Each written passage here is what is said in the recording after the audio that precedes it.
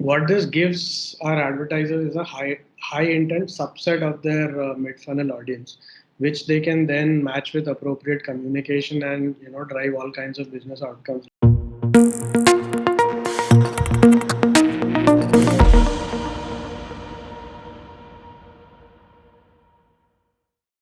Hi everyone, welcome back to Digital Marketing Musings. Today we have Karan Sinha, AVP Client Solutions at Merkle, who's going to shed some light on MIFO, that's middle funnel optimization, and a little overview about it. So, hi Karan, welcome to the show, and please help us get started with an understanding on what is MIFO. Hey, hi Vishali. So yeah, I'll quickly get into MIFO and what it's about. So as the abbreviation itself stands for mid funnel optimization.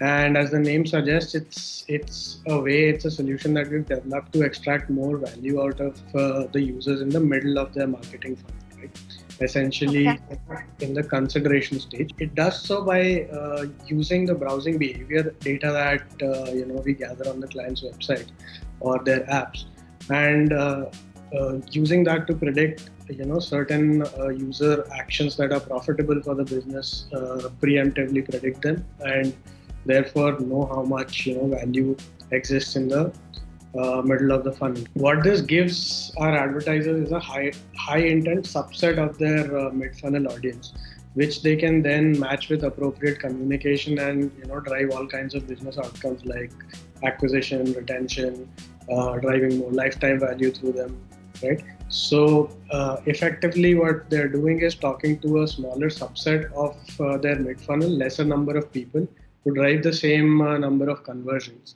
and therefore saving upon valuable marketing dollars. So that's essentially what this is in a gist. Got it. It's really interesting. I mean, reaching out to users with high propensity and while increasing the ROI sounds like the way to go. So my next follow-up question is, don't Facebook or Google algorithms really, I mean, have started to do it in the market for their middle funnel metrics already? So the short answer would be no.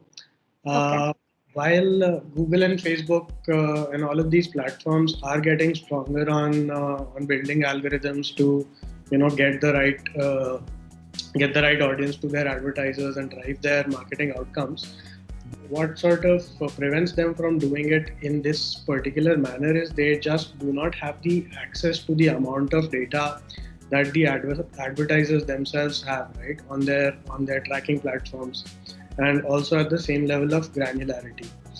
This data is something that the first party would themselves have to collect from their app user behavior, and this is what we are using to sort of generate the insights and the predictions of future events from, right?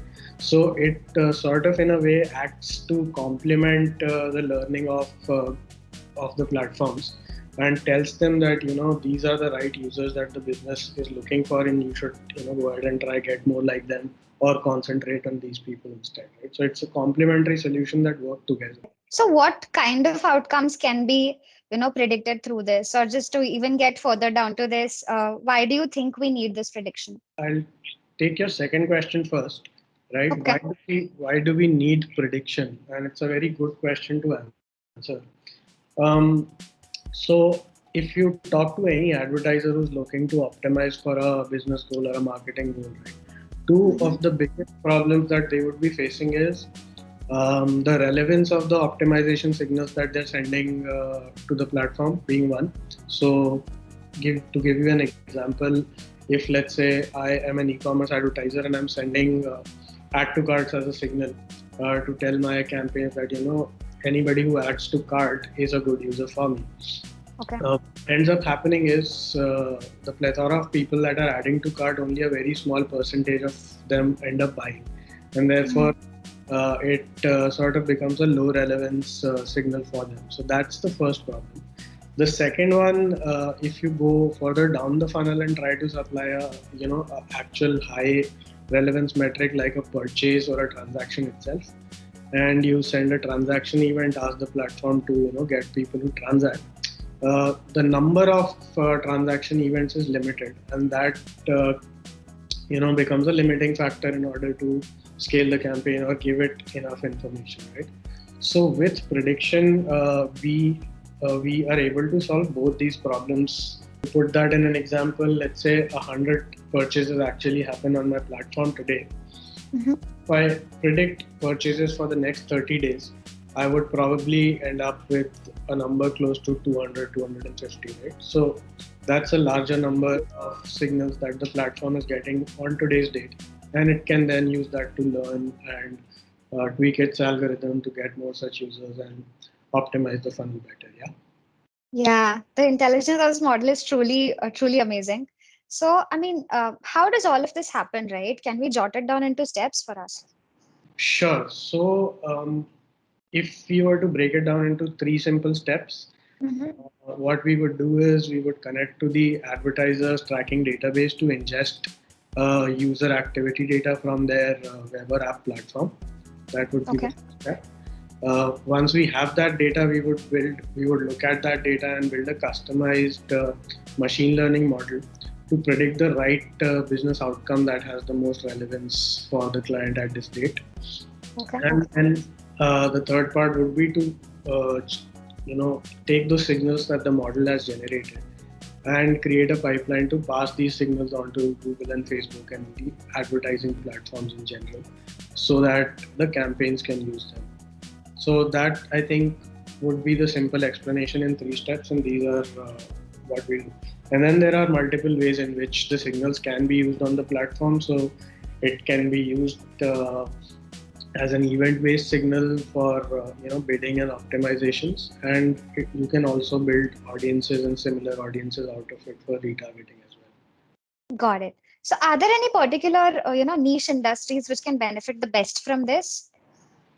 Sure. So we have seen some good results in gaming industries and e-commerce in our early tests that we have done. In fact, recently we've just finished a test on a large e-commerce customer of ours, where we worked on improving the efficiency of their UAC practice. So the idea over there was to sort of try and bring the traffic that they were optimizing for add to carts to our predicted transaction event, and therefore be able to drive the same volume of transactions at a significantly lower cost, right?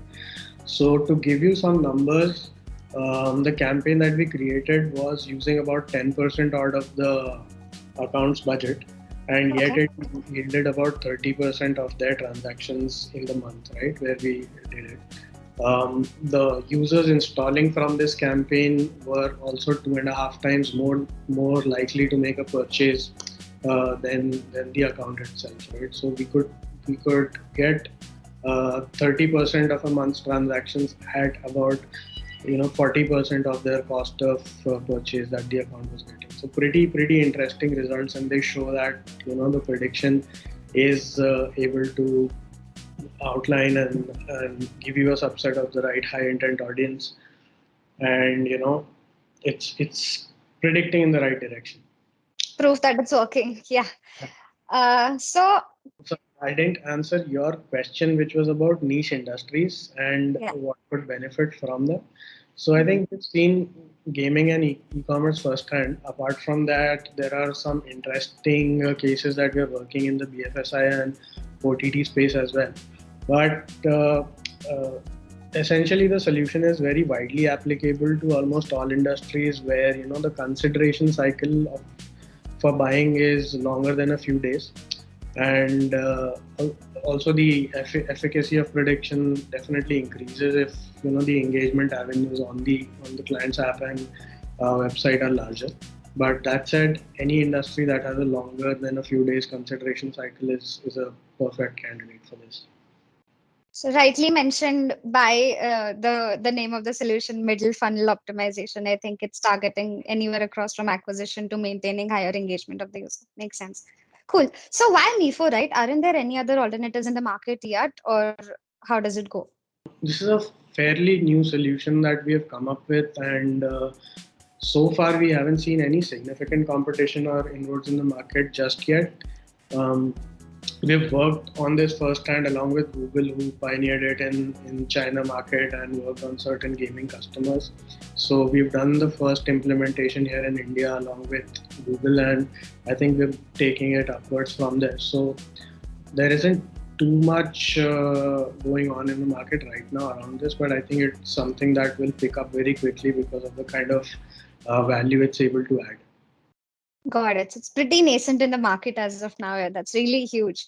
So, I mean, thanks, Karan. This was really new and exciting for all of us. And thanks to all the audiences who have been watching this. If you have any questions, please drop, a comment to us in the comment section. And if you have any queries, you can reach out to us on the website. And thanks for watching.